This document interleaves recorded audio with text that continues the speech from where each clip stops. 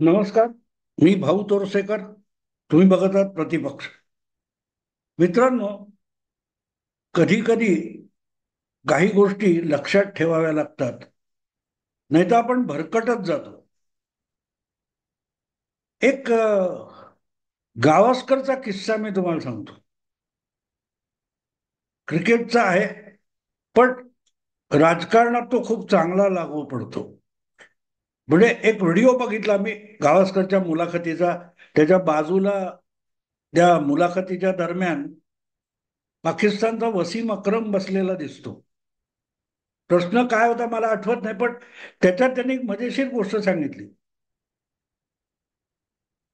श्रीकांत जो आता म्हणजे मागच्या पिढीतला आहे, तो मागच्या म्हणजे 2 पिढ्या मागचा म्हणतायत, 1980च्या दशकातला. श्रीकांत हा अत्यंत आक्रमक फलंदाज होता. आक्रमक म्हणजे विराट वगैरे हे त्याचे पुढचे अपडेट्स आहेत असं म्हणावं लागतं.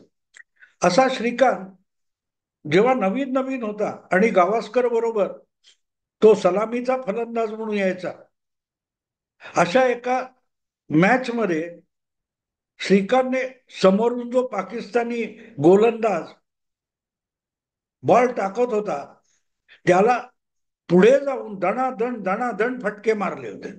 विचारच केला नाही कोण आहे काय आहे, त्याचा बॉल कसा पडतोय. पण आपल्या विकेटच्या पुढे जाऊन कुठेही पडणारा बॉल उचलून तो दणदण फटके मारत होता, सिक्सर फोर काय असतील ते. आणि तो जो पाकिस्तानी गोलंदाज होता, तो बॉल टाकण्याच्या आपल्या वेगवान हालचालीमध्ये इतका पुढे जायचा की फटका मारून झालेल्या श्रीकांत जवळ तो पोहोचायचा. आणि अशा 1-2 ओव्हर झाल्यानंतर मधली 2 ओव्हरच्या मधला जो वेळ असतो, फिल्डिंग लावली जाते, त्यावेळेला गावस्करला श्रीकांतने विचारलं, हा कोण आहे पाकिस्तानचा गोलंदाज? हा येतो धावत धावत आणि शिव्या घालतो, हा शिव्या घालतो, गाली देत आहे. तर गावस्करने त्या मुलाखतीत सांगितलं, तो गोलंदाज कोण होता त्याचं नाव मी इथे सांगणार नाही, पण मी त्याचं नाव तेव्हा श्रीकांतला सांगितलं होतं आणि श्रीकांत हबकून गेला. कारण तो जगप्रसिद्ध गोलंदाज होता. त्याच्या नावाने फलंदाज सळसळा कापायचे, भयभीत व्हायचे. अशा त्या गोलंदाजाला आपण पुढे जाऊन जोरदार टोलेबाजी करतोय, यांनी स्वतःचा थरकाप उडायची वेळ आली. आणि म्हणाला पुढल्या ओव्हरमध्ये जो फ्रंट फुटवर खेळत पुढे पुढे जाऊन फटके मारणारा श्रीकांत हा बचावात्मक पवित्र्यात गेला आणि 2-3 बॉलमध्ये एलबीडब्ल्यू देऊन आउट झाला. गावस्करने हा सगळा प्रसंग सांगितला, पण गावस्करने त्यातला जो आशय सांगितलाय तो फार महत्वाचा आहे आणि तो राजकारणात किंवा राजकीय विश्लेषणात मला फार उपयुक्त वाटतो. हा किस्सा सांगताना गावस्करने त्याचा शेवट कसा केलाय मजेशीर आहे. आणि बाजूला वसीम अक्रम ते ऐकून हसत होता, कारण गावस्करने त्या गोलंदाजाचं नाव सांगितलं नाही. कदाचित तो सरफराज नवाज किंवा इम्रान खान असू शकतो. तर सांगायचा मुद्दा असा की गावस्कर शेवटी म्हणाला की इतकी आक्रमक फलंदाजी फ्रंट फुटवर जाऊन खेळणारा श्रीकांत, अय्यो ही असं म्हणून तो दचकला आणि म्हणाला पुढच्या ओव्हरमध्ये तो बॅकफुटवर खेळायला लागला, बचावात्मक खेळायला लागला आणि आउट झाला. कारण तो चेंडू खेळत नव्हता, तो अंगावर येणारा बॉल खेळत नव्हता, तर तो त्या गोलंदाजाला फेस करत होता.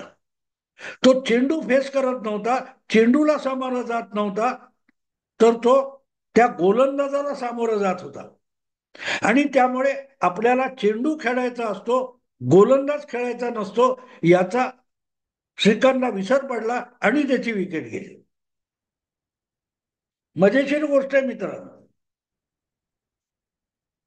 गोलंदाजाला खेळणं आणि त्याने टाकलेल्या चेंडूला खेळणं यात नेमका फरक काय असतो मित्रांनो, ही गोष्ट लक्षात घेतली पाहिजे. हे क्रिकेटचा विषय आहे. पण राजकारणात हा कसा विषय असतो की समोर मोदी आहे, देशातला सगळ्यात लोकप्रिय नेता आहे, समोर भाजप आहे, देशातला सगळ्यात मोठा किंवा जगातला सगळ्यात मोठा सर्वाधिक सदस्य असलेला पक्ष आहे, लागोपाठ निवडणूक जिंकणारी एक पक्षाची संघटन यंत्रणा त्यांच्याकडे, हे सगळं तुमच्या समोर असलं तरीही तुम्ही निवडणुकीत उतरलेले आहात आणि निवडणुकीत तुम्हाला ती निवडणूक जिंकायची असते. भाजपला कायमस्वरूपी हरवायचं का नाही, आणखी निवडणुका येणार आहेत, त्याच्यात भाजप असणार आहे किंवा आणखीन अनेक निवडणुका येणार आहेत, त्यात उद्धव ठाकरेंचा पक्ष असणार आहे, एकनाथ शिंदेचा पक्ष असेल, आणखीन कोणाचा राहुल गांधींचा पक्ष असेल. तुम्ही पक्षाला हरवत नसता, तुम्हाला उमेदवार म्हणून त्या मतदान क्षेत्रामध्ये, त्या निवडणूक काय तो मतदारसंघामध्ये तुम्हाला समोरच्या उमेदवाराला हरवायचं असतं आणि तिथे जर तुम्ही लक्ष केंद्रित केलं तर तुम्हाला निवडणूक जिंकण्याची संधी निर्माण होत असते. तुम्ही समोरचा उमेदवार विसरला आणि त्याच्या पक्षाला पराभूत करायचं या भूमिकेत गेलात तर तुम्ही ती निवडणूक लढू शकणार नाही. तुम्हाला चेंडू खेळायचा असतो, चेंडूला सामोरं जायचं असतं, ना की गोलंदाजाला सामोरं जायचं असतं. गोलंदाज पुढचाही तुम्ही आउट झाल्यानंतर पण गोलंदाजी करणार आहे, तुम्ही त्याला 2-4 फटके मारले म्हणून तो हरत नाही. आणि म्हणून त्याच्याकडून टाकला जाणारा जो चेंडू आहे त्याला सामोरं जाण्याची तयारी असली पाहिजे, सज्जता असली पाहिजे आणि कृती करता आली पाहिजे. फरक कसा, निवडणुका लोकसभेच्या आत्ता काल परवा संपल्या आणि आमचा नॅरेटिव्हने पराभव केला, खोट्या नॅरेटिव्हने पराभव केला, हे भाजपचे नेते अगत्याने सांगतायत. आम्ही सुद्धा सांगितलेलं आहे. पण एक गोष्ट विसरता कामा नये, एक गोष्ट विसरता कामा नये की भाजपचा प्रत्येक कार्यकर्ता उमेदवार हा काँग्रेस पक्षाची इंडी अलायन्सशी लढत होता, पण आपल्या समोरच्या उमेदवाराशी लढत नव्हता. ही वस्तुस्थिती विसरता कामा नये. तुम्हाला काँग्रेसला हरवायचं नव्हतं, त्या त्या मतदारसंघामध्ये तुमच्या समोर महाविकास आघाडी असो, इंडिया आघाडी असो किंवा त्यांचा कुठलाही उमेदवार असो, त्या उमेदवाराला हरवायचं होतं आणि त्याला हरवण्यासाठी आपण जिंकलं पाहिजे याचा विसर पडता कामा नये. पण तुम्ही इंडिया अलायन्स, तुम्ही काँग्रेस पक्ष, तुम्ही उबाठा शिवसेना यांच्याशी लढायला गेलात तर तुम्ही समोरच्या उमेदवाराशी लढत नाही. मित्रांनो, अनिल देसाई हा सगळ्यात दुबळा उमेदवार होता उद्धव ठाकरे यांचा, पण तो पण जिंकून गेला, तो पण जिंकून गेला. कारण निवडणुकीत उद्धव ठाकरेंना हरवायचं नव्हतं, अनिल देसाईंना हरवायचं होतं. राहुल शेवाळे तेवढीच गोष्ट विसरले. आणि जेव्हा तुम्हाला जिंकायचं असतं तेव्हा तुमच्या त्या लोकसभा मतदारसंघामधले 6 विधानसभा मतदारसंघ, त्यांची रचना, तिथलं मतदारांचं धार्मिक, जातीय, भाषिक समीकरण, या सगळ्या गोष्टी लक्षात घ्यायला लागतात. हे मी आज होऊन गेलेल्या निवडणुकीसाठी सांगतोय नाही, मी आज हे तुम्हाला समजावतोय कारण त्या येऊ घातलेल्या विधानसभा निवडणुकीच्या दृष्टीने महत्वाचं आहे. एक गोष्ट होती, सगळे सर्वे आलेले होते, मी स्वतः पुस्तक लिहिलंय, माझा जो अभ्यास आहे त्यानुसार 350 पर्यंत भाजप जाऊ शकतो, हे भाकीत मी पुस्तक लिहून केलेलं होतं. पण मी जेव्हा ते पुस्तक लिहून भाकीत करतो तेव्हा भाजपची यंत्रणा, भाजपकडची भूमिका, भाजपच्या सरकारने केलेलं काम, मोदींसारखा लोकप्रिय नेता, या सगळ्या गोष्टी मी लक्षात घेतलेल्या असतात. पण त्यांचं योग्य मिश्रण त्या निवडणुकीत प्रत्येक मतदारसंघात व्हायला पाहिजे, तर त्याचा तो परिणाम मिळू शकतो. पण तसं झालं नाही तर, त्या दिवशी विराट कोहली तसा खेळला नाही तर गडबड होऊन जाते. आणि तसं होण्याचं कारण असं असतं की तुम्हाला जेव्हा एखादी गोष्ट सोपी आणि सहज साध्य वाटतं तेव्हा तुम्ही गाफील आणि शिथिल होत जाता. लोकसभा निवडणुकीत भाजपचा दारुण पराभव वगैरे काही झालेला नाही. 1% मतं भाजपला ऑल इंडिया कमी पडली. 1% मतं. ज्यापेक्षा कमी मतांवर 2014 मध्ये भाजप बहुमत मिळवून गेला होता, त्यापेक्षा 4-5% मतं अधिक असताना भाजप पराभूत झाला किंवा बहुमत गमावून बसला. याचं कारण सगळे सर्वे, प्रचाराचा धमाका हे सगळं असलं तरी ती निवडणूक लढवायची आहे, ती प्रत्येक मतदारसंघात लढवायची, हे विसरलं गेलं. आणि म्हणून यंत्रणा शिथिल पडली, कार्यकर्ते नेते गाफील राहिले. कारण एकेका मतदारसंघात लढायचं असतं हे विसरलं गेलं. आणि नेमका तोच धोका येऊ घातलेल्या विधानसभा निवडणुकीत महाविकास आघाडीसाठी दिसायला लागलेला आहे.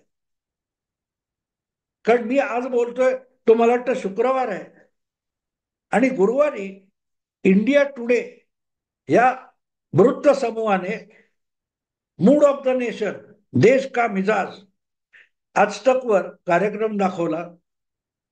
यशवंत देशमुख यांच्या सी वोटर संस्थेने जो एक सर्वे घेतलेला आहे, ते दर 6 महिन्याला देश कुठच्या दिशेने जातो आहे राजकारणात, असा एक सर्वे घेतात आणि त्याचे आकडे देतात. तर तो जो सर्वे आहे त्यामध्ये महाराष्ट्रात महाविकास आघाडीला 160 पेक्षा जास्त जागा मिळतात आणि भारतीय जनता पक्षाच्या महायुतीला 120च्या आसपास जागा मिळतात, असं गणित मांडलेलं आहे. आणि जी गोष्ट लोकसभेच्या वेळेला महायुतीला किंवा भाजपला बाधक होती, ती म्हणूनच आपोआप आता महाविकास आघाडीसाठी बाधक झाली. आपल्याला जागा मिळणार आहेत हे जेव्हा होतं, तेव्हा तिकीट मिळवण्यासाठी मारामारी सुरू होते, आपसातले वादंग सुरू होतात, मिळण्याच्या आधीच त्याच्या वाट्यावरून हाणामाऱ्या सुरू होतात. हा जो धोका असतो तो आता महाविकास आघाडीसाठी आहे.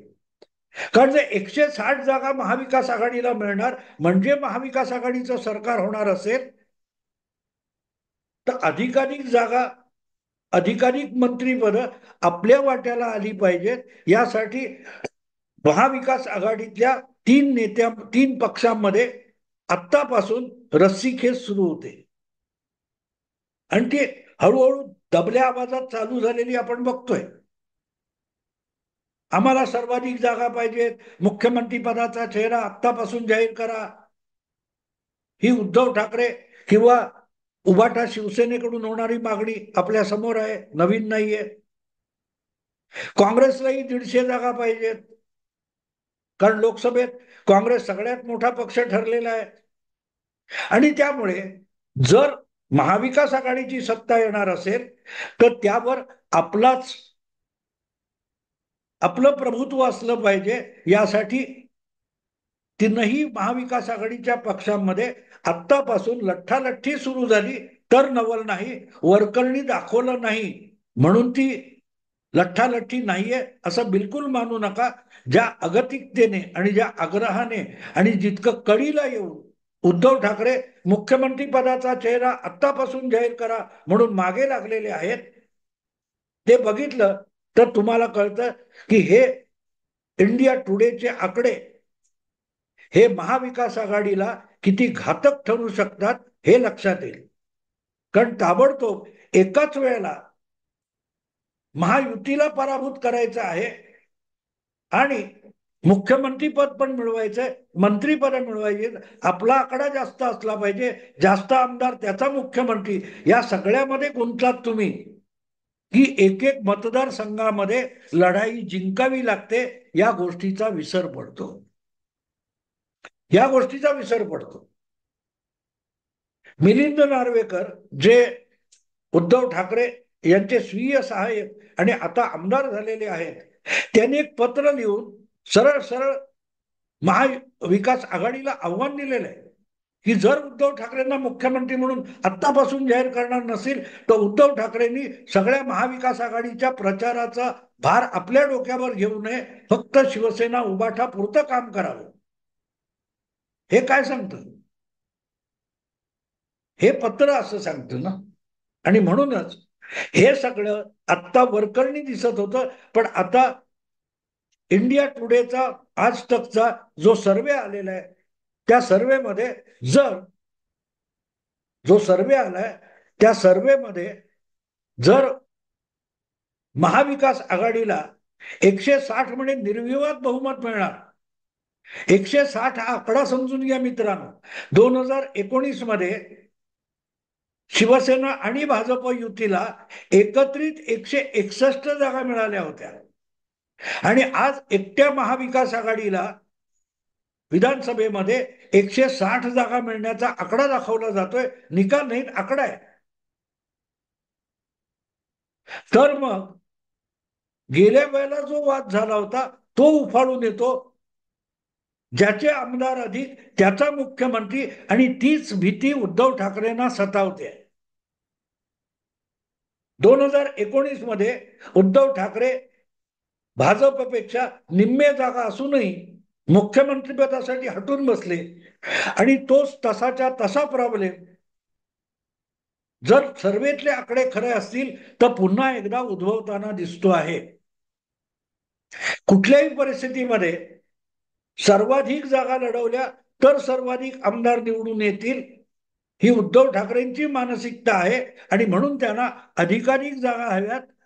तर विदर्भ, मराठवाडा आणि उत्तर महाराष्ट्र हा आमचा बालेकिल्ला आहे, म्हणून आम्हाला तिथले सर्वाधिक जागा पाहिजे. आणि आघाडीत सुद्धा सर्वाधिक जागा आम्हाला पाहिजेत, हा काँग्रेसचा हट्ट आहे. आणि त्यामुळे त्याला आगीत तेल ओतायला हा सर्वे महत्वाची भूमिका बजावू शकतो. कारण महाविकास आघाडीची सत्ता येणार आहे हे आता नेते कार्यकर्ते त्या आघाडीचे बोलतायत. पण त्याला जेव्हा एका सर्वेने जोड दिली जाते तेव्हा मग जे काही मिळणार आहे ते आपल्यालाच सर्वाधिक मिळालं पाहिजे, इतरांचा बळी देऊन मिळालं पाहिजे, हा अट्टहास वाढीस लागतो. आणि ती संभावना जे काय दबल्या आवाजातली कुजबूज धुसफूस आहे त्यातून कानावर येत होती, त्या आगीत या सर्वेने तेल ओतलेलं आहे. लक्षात ठेवा मित्रांनो, काल परवापर्यंत उद्धव ठाकरे मुख्यमंत्री पदाचं नाव आत्तापासून जाहीर करण्यासाठी आग्रही होते. आणि नाना पटोले वगैरे किंवा पृथ्वीराज चव्हाण हे काँग्रेसचाच मुख्यमंत्री होऊ शकतो असा अट्टहास धरून होते. पण हे केवळ लोकसभेच्या निकालाच्या अंदाजावर बोलत होते. आता ज्या वेळेला सर्वे असा येतोय आणि सर्वे आल्यानंतर आणखीन एक त्या मूड ऑफ द नेशन मध्ये एक गोष्ट लक्षात घेण्यासारखी आहे. काँग्रेसच्या लोकसभेत 13 जागा आल्या, पण आज घडीला जे काय मतदान आहे किंवा जो काय सर्वे हाती आलाय तो बघितला तर भाजपच्या जागा लोकसभेच्या 9 वरून 12 वर जातात आणि काँग्रेसच्या जागा 13 वरून 16 वर जातात. पण आज जर लोकसभेचं मतदान घेतलं तर उद्धव ठाकरेंच्या जागा 9 वरून खाली येतात, हे सुद्धा दाखवलेलं आहे. म्हणजे उद्धव ठाकरे यांची लोकसभेच्या वेळेला सहानुभूती वगैरे वगैरे जी काय लोकप्रियता होती ती आता 3 महिन्यानंतर हळूहळू घसरलेली आहे. आणि काँग्रेसची लोकप्रियता त्यांच्या जवळजवळ दुपटीने वाढलेली आहे, हे तो सर्वे सांगतोय. त्या सर्वेचा प्रत्येक पक्ष आपापल्या परीने विश्लेषण करणार आहे, परिशीलन करणार आहे. पण ज्या वेळेला एखादा पक्ष त्या आकडेवारीकडे बघणार किंवा आपला मतलब काय, आपली जमेची बाजू काय म्हणून बघणार, ते बघितलं तर एक गोष्ट साफ होते की महाविकास आघाडीला त्या सर्वेमध्ये झुकतं माप दिसत असलं, कौल दिसत असला तरी त्यामध्ये उद्धव ठाकरे यांची महत्ता, लोकप्रियता लोकसभे इतकी उरलेली नाही. त्यापेक्षाही काँग्रेसची लोकप्रियता आणि स्वीकारार्हता वाढलेली आहे.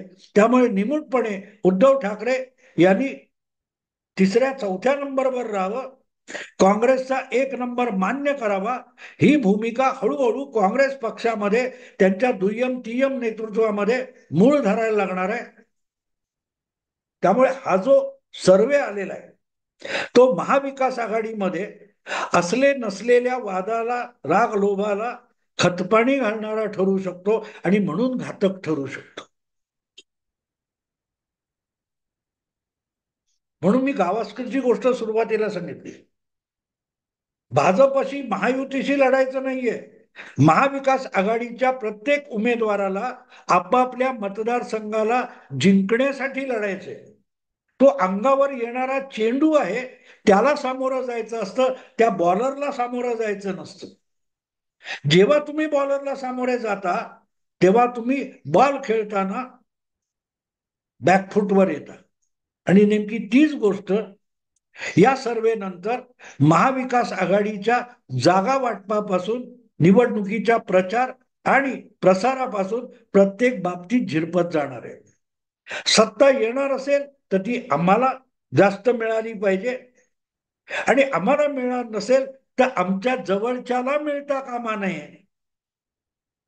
ही भूमिका डोकं वर काढायला लागते. आणि म्हणून हा सर्वे महाविकास आघाडीला सुखावणारा आणि खुश करणारा असला तरीही तो विधानसभा निवडणुकीच्या प्रक्रियेमध्ये महाविकास आघाडीसाठी अत्यंत घातक ठरू शकतो, हे लक्षात घेतलं पाहिजे.